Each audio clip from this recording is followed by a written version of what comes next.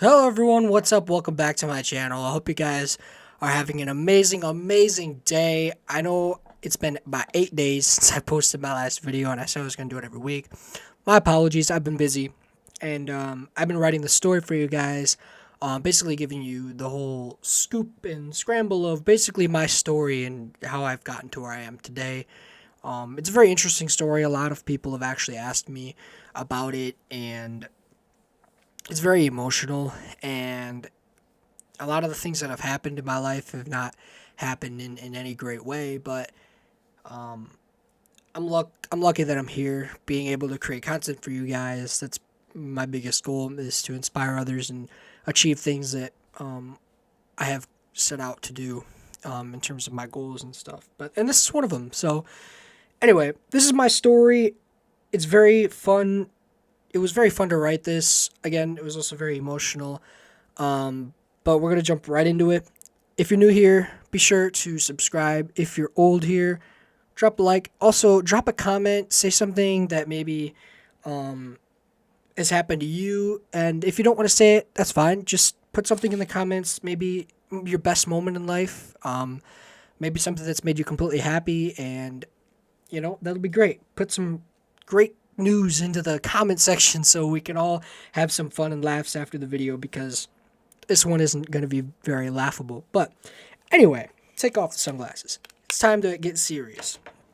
Look, now, this story, again, it's not a very traditional story, I would say. And again, a lot of people have asked me about this. So basically, I'm just going to start off like I would at the beginning of my life, right? So when I was a baby, when I was born, I was like any other kid. I grew up in a small town, um, and things were going great, at least for about 2 months. When I had a dramatic sequence of events that had followed me being born 2 months later, where one day I was being held by my dad, and then all of a sudden my toes basically went black and they fell into my dad's hand. Simple as that. That's exactly what happened. I mean, it's crazy to think that that's what happened, because um, it seems impossible, but it happened. It definitely happened.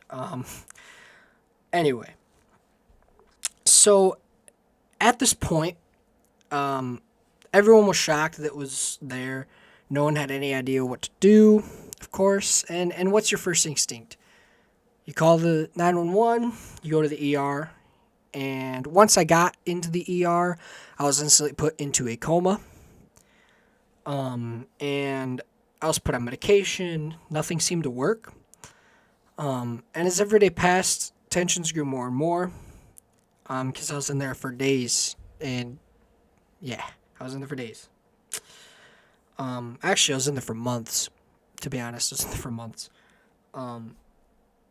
And again, I was put on medication. Nothing seemed to work. They tried to just really calm me down. Again, I was only like 2 months old, so of course I don't remember much of this. But again, I was put on medication, and tensions grew more and more. Every day, my family and friends came in to visit, say hello, and they said a little prayer because they didn't know what was going to happen. Anything could have happened. But after weeks of being in a coma, my temperature never decreased. So, like, my body temperature went, it started at 98.5, went up to 100, 101, 102. You get the point. And it was getting worse and worse at this point. No one had any idea why it was happening. Again, I was on ibuprofen. I was basically anything to get my temperature down, ice, whatever it could be.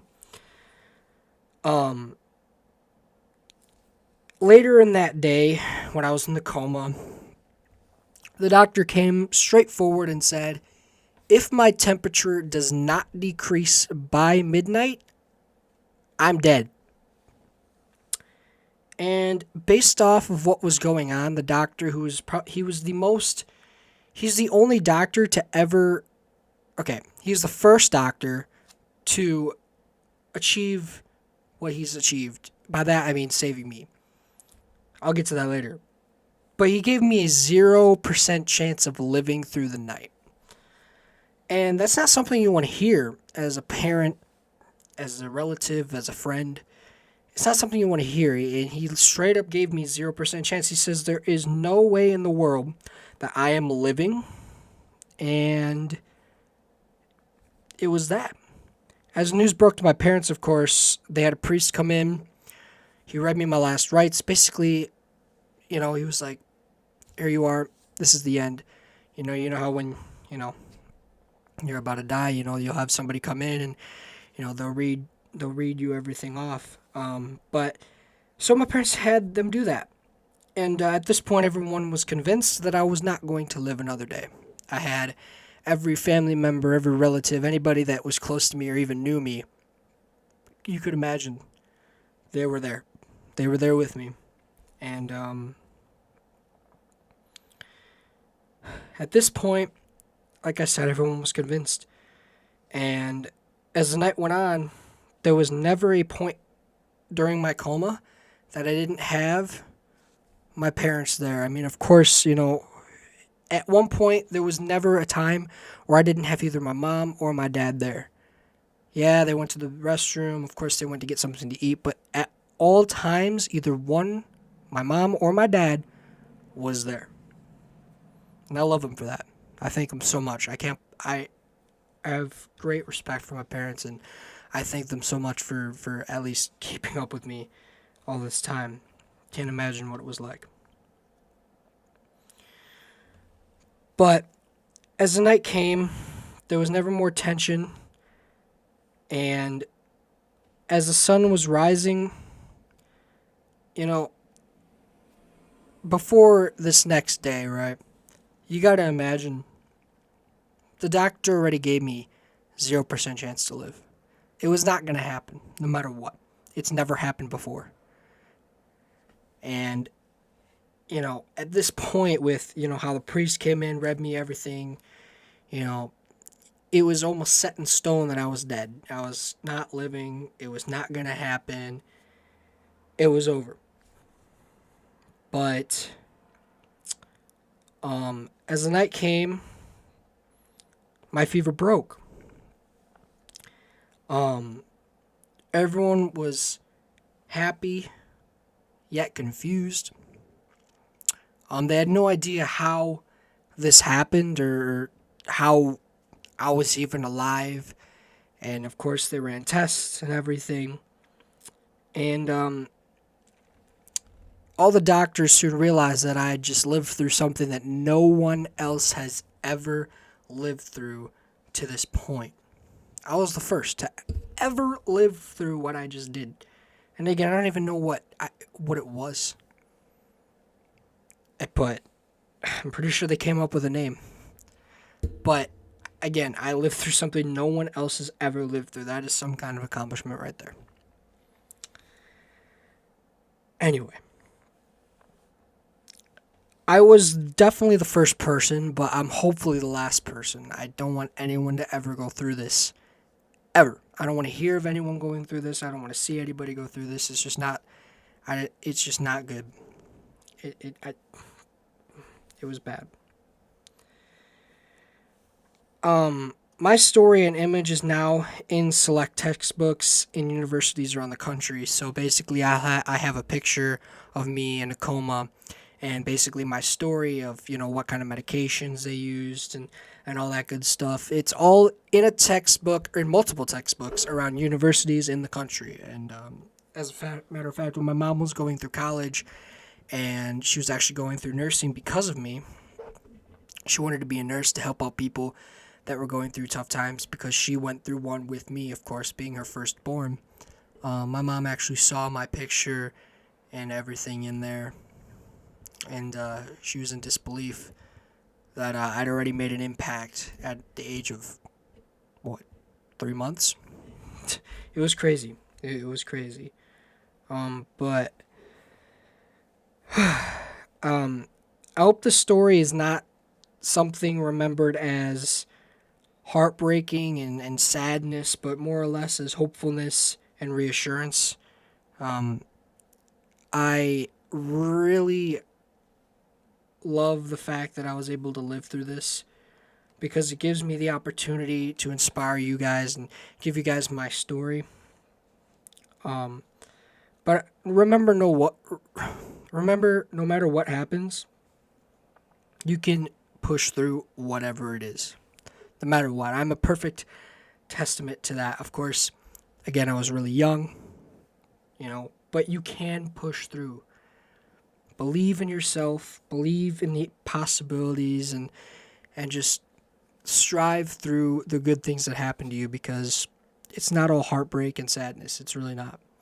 There's always a light at the end of the tunnel, and it can always be reached.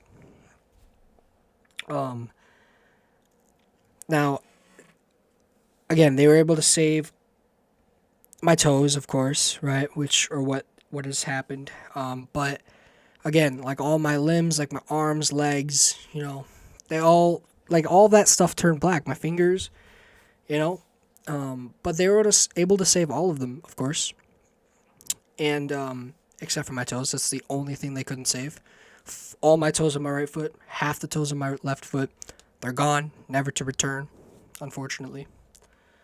But you know, it's definitely a story that I'm very happy to share because it's not more or less something about me, but something about how a doctor and someone who you know had never even heard of this before until I was born and until this had happened to me. For a doctor that had no idea what was going on with me to be able to save me, keep me alive, and be the first doctor to ever achieve that, I can never repay him for saving my life and for, you know, giving me the opportunity to help others and inspire others and just put out a great story that shows how much resilience pays off. And you know it's crazy to think that I've gotten to where I am today, being able to live 18 years of my life to help people, which is my ultimate goal in life, is to help as many people, to reach as many people that I possibly can. It's nuts. It really is. But that's basically the whole story right there, put on a platter. So basically, all of you who've been asking me, what's your story? How did this happen? Now you know. And you know the whole story. So basically, whenever anyone would ask me, I basically gave them a 10-second rundown. I was being held in my dad's arms, toes fell off, put into the hospital, put into a coma, read my last rites. I was pronounced. Oh yeah, I was also pronounced dead, by the way, by that priest. Forgot to mention that. And miraculously, I'm alive. Pretty funny, right? But all of the story, everything I said, is completely what happened. Not a piece of it is a joke. It's all serious. And I hope it really inspires people.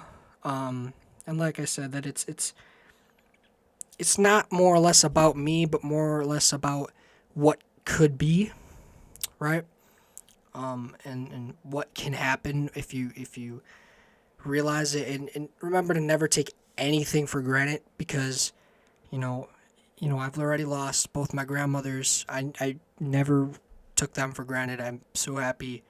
And it's really taught me lessons, and I've almost lost my life.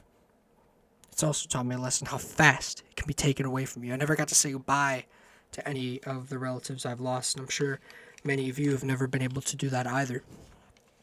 But this story, yeah, it's a good story. But I hope you guys enjoyed it. It was fun recording it, and be sure to stay tuned for more because there will be more. So without any further ado, that's going to end our video today. I hope you guys enjoyed it. If you did, be sure to drop that little like button. Make sure it turns blue or black, whatever color it turns, maybe even white. Blue, black, or white, whichever one. If it turns one of those colors, you're good. And also hit the subscribe button, of course. Helps out the channel. We can grow as a community. We can grow as a family together, of course. And of course, my gaming channel, Dakota Gaming. I'll have gaming content over there of, any kind of games you guys want to see. Be sure to drop comments in there. And of course, in the comment section today for this video, just say something happy. Say something that maybe has happened in your life that made you happy. Maybe, maybe you got the best present in the world, or, maybe you got to, meet your relative for the first time in forever, or anything, really anything.